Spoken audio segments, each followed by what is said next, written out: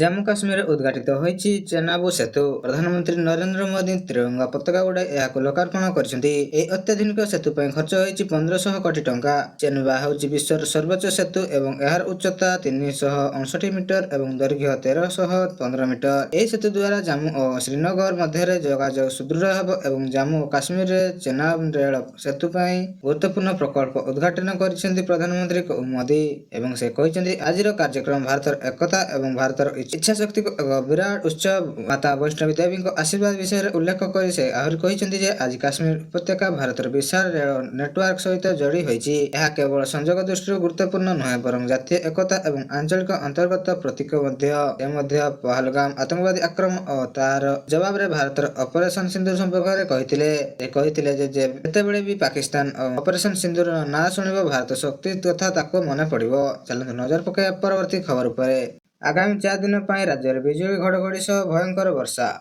ଜାରି ହେଲା yellow warning. ବିଜୁଳି ଘଡ଼ଘଡ଼ି ସହ ପବନ ବେଗ 30ରୁ 40 କିଲୋମିଟର ରହିବ ବୋଲି ସୂଚନା ଆସିଥିବା ବେଳେ ଆଜି ଅର୍ଥାତ୍ 7 ତାରିଖରେ ରାଜ୍ୟରେ ବିଭିନ୍ନ ସ୍ଥାନରେ ବିଜୁଳି ଘଡ଼ଘଡ଼ି ଆଶଙ୍କା ଥିବା ନେଇ ଆକଳନ କରିଛି ପାଣିପାଗ ବିଭାଗ। ପବନର ମଧ୍ୟ ସମ୍ଭାବନା ରହିଥିବା ବେଳେ ଏହାପରେ 8 ତାରିଖରୁ ଉତ୍ତର ଓଡ଼ିଶାର ମୟୂରଭଞ୍ଜ, ବାଲେଶ୍ୱର, ଭଦ୍ରକ ଓ ଦକ୍ଷିଣ ଓଡ଼ିଶାର ଗଞ୍ଜାମ, ଗଜପତି, ରାୟଗଡ଼ା, କୋରାପୁଟ, ମାଲକାନଗିରି, ନବରଙ୍ଗପୁର ଏହାକୁ ପ୍ରଭାବିତ ପରିଲକ୍ଷିତ ହେବ। 9 ତାରିଖରେ ଏହା ଧୀରେ ଧୀରେ କମି ଦକ୍ଷିଣ ଓଡ଼ିଶା ଅର୍ଥାତ୍ ଗଞ୍ଜାମ, ଗଜପତି, ରାୟଗଡ଼ା, କୋରାପୁଟ, ମାଲକାନଗିରି ସୀମିତ ରହିବ ବୋଲି ସୂଚନା ଆସିଥିବା ବେଳେ 10 ତାରିଖ ବେଳକୁ କେବଳ କୋରାପୁଟ, ମାଲକାନଗିରି ଏହା ପ୍ରଭାବ ପରିଲକ୍ଷିତ ହେବ ବୋଲି ସୂଚନା ଆସିଛି।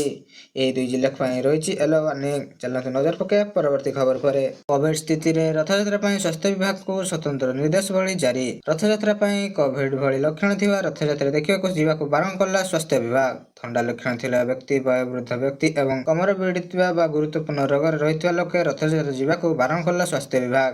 କୋଭିଡ ଭଳି ଲକ୍ଷଣ ଥିଲେ ରଥଯାତ୍ରାକୁ ନ ଯିବାକୁ ପରାମର୍ଶ ଦେଇଥିବା ବେଳେ କୁହାଯାଇଛି ଯେ ଥଣ୍ଡା, ଜ୍ୱର ଥିଲେ ରଥଯାତ୍ରା ଯାଆନ୍ତୁ ନାହିଁ। ବୟୋବୃଦ୍ଧ ବ୍ୟକ୍ତି, ଗୁରୁତର ରୋଗୀ ରଥଯାତ୍ରାକୁ ନ ଯିବାକୁ ପରାମର୍ଶ ଦେଇଥିବା ସହିତ ଆହୁରି କୁହାଯାଇଛି ଯେ ରଥଯାତ୍ରାକୁ ଗଲେ ମାସ୍କ ବ୍ୟବହାର କରିବା ଜରୁରୀ। ହାତ ଧୋଇବା, ସ୍ୱଚ୍ଛ ପିଇବା ପାଣି ବ୍ୟବହାର କଲେ ଗୁରୁତ୍ୱ ଦିଆଯିବ ଏବଂ ପୁରୀରେ କୋଭିଡ ବେଳରେ ଆଇସିୟୁ କାର୍ଯ୍ୟକ୍ଷମ କରାଯିବ। ଡାକ୍ତରଖାନାରେ ଶଯ୍ୟା ଡାକ୍ତର ସଂଖ୍ୟା ବଢ଼ାଯାଇଛି ଏବଂ ଆମ୍ବୁଲାନ୍ସ ଓ ସ୍ୱାସ୍ଥ୍ୟକର୍ମୀଙ୍କୁ ପ୍ରସ୍ତୁତ ରହିବାକୁ କୁହାଯାଇଥିବା ବେଳେ ଏନେଇ ସ୍ୱାସ୍ଥ୍ୟ ନିର୍ଦ୍ଦେଶକ ଅମରେନ୍ଦ୍ରନାଥ ମହାନ୍ତି ସୂଚନା ଜାରି କରିଛନ୍ତି। ଚାଲନ୍ତୁ ନଜର ପକାଇବା ପରବର୍ତ୍ତୀ ଖବର ଉପରେ।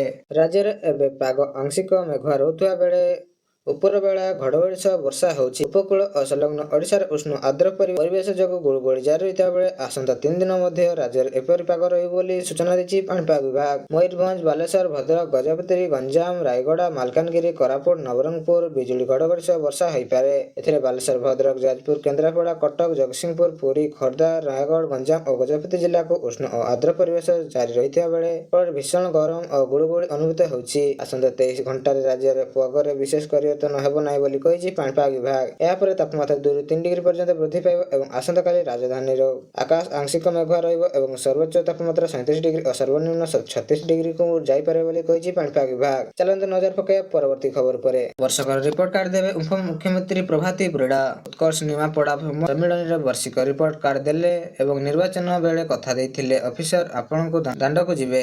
11ଟି ବିଭାଗରେ 33 ଜଣ ଅଫିସରଙ୍କୁ ସମ୍ମାନ ଆଣିଛି ଏବଂ ଜଳ ନିଷ୍କାସନ, ସଡ଼କ ନିର୍ମାଣ, ମେଗା ପାଣି ଜଳ ପ୍ରକଳ୍ପର ଉଦାହରଣ ଦେଇ 8ଟି ମନ୍ଦିର ଉନ୍ନତୀକରଣ ପାଇଁ ଅର୍ଥ ଅନୁମୋଦନ, 17 ଲକ୍ଷ ଟଙ୍କାର ବ୍ୟୟ ସ୍ୱର୍ଗ ରଥ ପ୍ରଦାନ କରାଯାଇଥିବା ବେଳେ ଶିକ୍ଷା ପାଇଁ 22 କୋଟି, ଗମନାଗମନ ପାଇଁ 46 କୋଟି ଟଙ୍କାର ବ୍ୟୟ ଅଟକଳ କରାଯାଇଥିଲା। ପାନୀୟ ଜଳ କ୍ଷେତ୍ରରେ 213 କୋଟି ବ୍ୟୟ କରାଯାଇଥିବା ବେଳେ ଉତ୍କର୍ଷ ନିମାପଡ଼ା 2036 ପାଇଁ ରୋଡ୍ ମ୍ୟାପ୍ ନେଇ ଆଲୋଚନା ହୋଇଛି ବୋଲି କହିଛନ୍ତି ପ୍ରଭାତୀ ପରିଡ଼ା। ଚାଲନ୍ତୁ ନଜର ପକାଇବା ପରବର୍ତ୍ତୀ ଖବର ଉପରେ।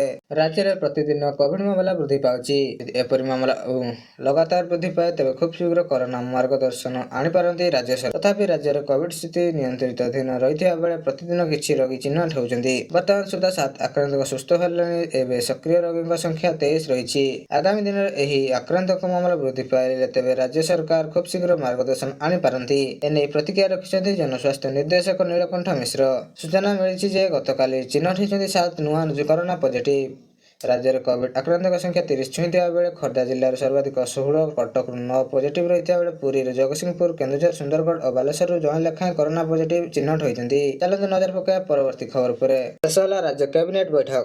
ଚାର ପ୍ରସ୍ତାବକୁ କ୍ୟାବିନେଟ୍ ମଞ୍ଜୁରୀ ମିଳିଥିବା ବେଳେ ବୈଠକ ପରେ ମୁଖ୍ୟ ଶାସନ ସଚିବ ସୂଚନା ଦେଇଛନ୍ତି। ସହରାଞ୍ଚଳ ପାଇଁ ମୁଖ୍ୟମନ୍ତ୍ରୀ ସହର ବିକାଶ ଯୋଜନା କାର୍ଯ୍ୟକାରୀ କରାଇବା ବେଳେ 5 ବର୍ଷ ପାଇଁ ଏହି ଯୋଜନା ଲାଗୁ ହେବ ଏବଂ ଖର୍ଚ୍ଚ ହେବ 6,100 କୋଟି ଟଙ୍କା। 2025-26 ଏବଂ 29-30 ପର୍ଯ୍ୟନ୍ତ ଚାଲିବ ଯୋଜନା। ସହରାଞ୍ଚଳ ଭିତ୍ତିଭୂମି ଶ୍ରମିକ କରାଇବାକୁ ଦକ୍ଷତା ବିକାଶ ଏବଂ ନର୍କଟିକ୍ସ କଣ୍ଟ୍ରୋଲ ବୋର୍ଡକୁ ଜମି ବାବଦକୁ ଅତିରିକ୍ତ ପ୍ରିମିୟମ ଛାଡ଼ କରାଯିବା ସହିତ 2,60,82,000 ଟଙ୍କା ଛାଡ଼କୁ କ୍ୟାବିନେଟ୍ ମଞ୍ଜୁରୀ ମିଳିଛି। 5 ବର୍ଷ ପାଇଁ କାର୍ଯ୍ୟକାରୀ ହେବ ବାୟୋ ଇନୋଭେସନ ଯୋଜନା। ଖର୍ଚ୍ଚ ହେବ 1,113 କୋଟି ଟଙ୍କା। 2025-26 29-30 ପାଇଁ ହେବ ଏହି କାର୍ଯ୍ୟକାରୀ। ଗଜପତି ଛେଳିଗଡ଼ ପ୍ରକଳ୍ପ ପାଇଁ ନିର୍ମାଣ ହେବ ଡ୍ୟାମ୍ ଏବଂ 51 କୋଟି ଟଙ୍କାର ଅଟକଳ ନିର୍ମାଣ ହେବ ଏହି ଡ୍ୟାମ୍ ଓ ଆହୁରି ଟେଣ୍ଡରକୁ କ୍ୟାବିନେଟ୍ ଅନୁମୋଦନରେ 6,360 ହେକ୍ଟର ଜମିକୁ ମିଳିବ ଜଳସେଚନ ସୁବିଧା।